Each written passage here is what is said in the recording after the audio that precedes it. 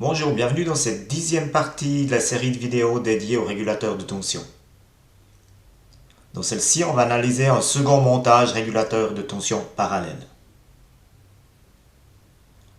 Dans ce deuxième régulateur de tension parallèle analysé, on va retrouver, contrairement au montage précédent, l'entier de la configuration des régulateurs de tension parallèle.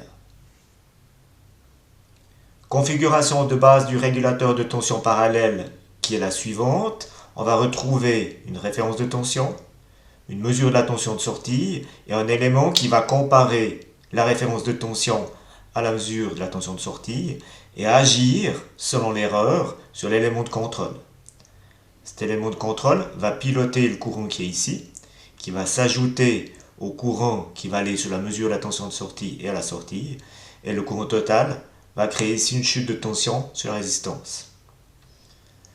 Cette chute de tension va réguler la tension à la sortie.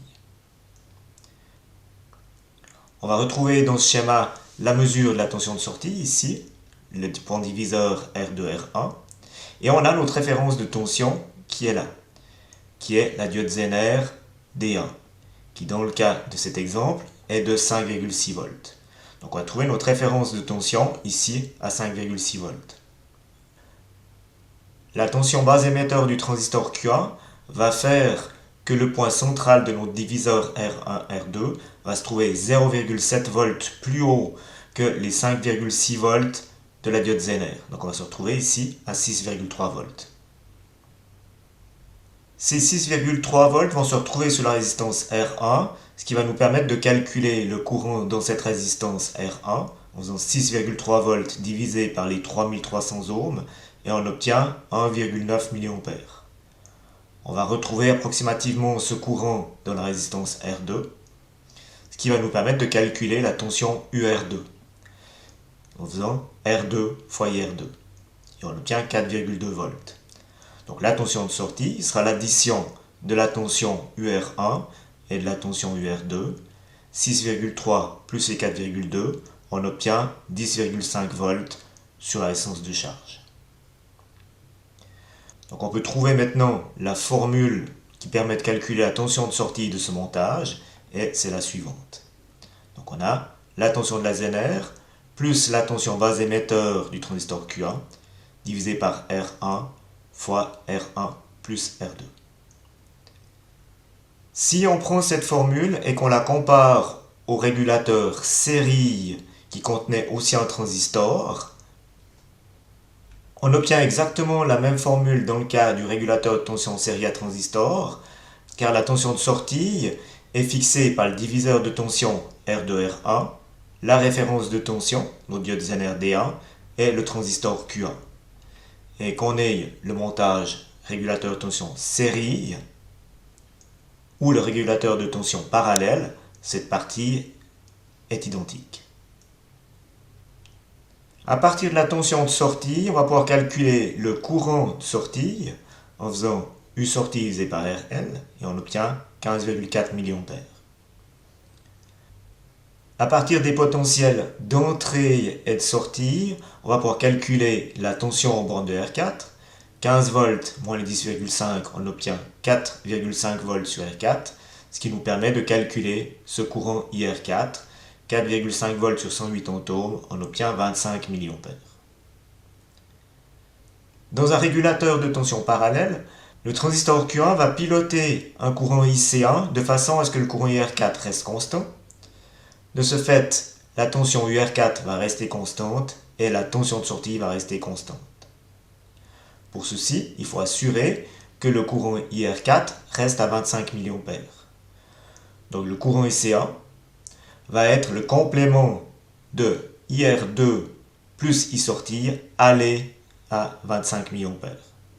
Donc si on fait les 25 mA moins les 1,9 mA plus les 15,4 mA, on obtient 7,7 mA ici. Et ce courant va être piloté de façon à toujours garder les 4,5 volts ici et 25 mA là. Peu importe ce qui se passe sur la résistance de charge. La résistance R4 va dissiper l'énergie excédentaire, donc il est important de calculer la puissance dissipée par cette résistance R4. Et dans le cas présent, 4,5 volts et 25 mA va nous donner une puissance de 113 mW. Un des avantages du régulateur de tension parallèle est le fait que le courant de sortie est limité par la résistance R4. En cas de court-circuit, on aura les 15 volts sur R4, donc sur les 108 ohms, et ça va nous limiter le courant de sortie à 83 mA. On va maintenant analyser la fonction de régulation de ce montage. Pour ceci, on va partir du principe que la résistance de charge diminue. Si RL diminue, le courant IR4 va augmenter et de ce fait, UR4 va aussi augmenter. Donc ceci va avoir pour effet de faire chuter la tension de sortie. Si cette tension de sortie chute, le point central de notre diviseur va chuter. Et de ce fait-là, la tension UBE du transistor Q1 va chuter. Et si la tension base émetteur de notre transistor diminue, le courant IC1 va diminuer. La diminution du courant IC1 va se retrouver ici répercutée sur IR4 et IR4 va diminuer jusqu'à revenir à 25 mA, la valeur qu'on avait avant. Cette diminution à 25 mA va faire que la tension IR4 va diminuer jusqu'à la valeur 4,5 volts et de ce fait on va retrouver à la sortie la tension désirée, c'est-à-dire 10,5 volts.